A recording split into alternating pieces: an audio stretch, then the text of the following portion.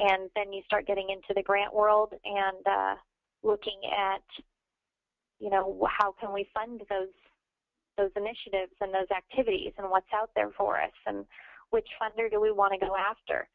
So even if you're a beginning nonprofit or a well-established nonprofit, it's always best to go back and have these conversations. All right. If you're not on track to reach your goals, so when you do that kind of quarterly review, if you're not on track, should you revise the plan or just hang on and see how things go the next quarter?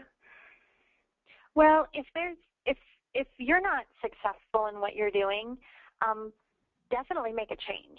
There's a reason why it's not happening the way that you had planned. So if the change needs to be made, go ahead and make that change. I wouldn't wait until, you know, the next quarter to come by to see if something's wrong or that it just continually progressed in a negative manner.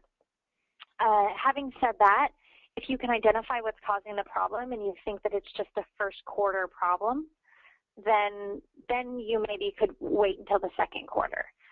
But generally, if it didn't occur the way that you had planned, then yes, you need to make changes. Okay, I did send out a note to someone for some clarification on a question, and that hasn't come in yet.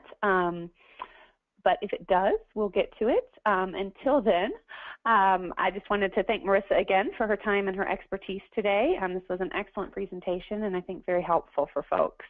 And as a reminder, we will be sending you an email tomorrow that includes a link to view the recording of today's webinar as well as download the PowerPoint slides. Also, mark your calendar for our next webinar, which will be held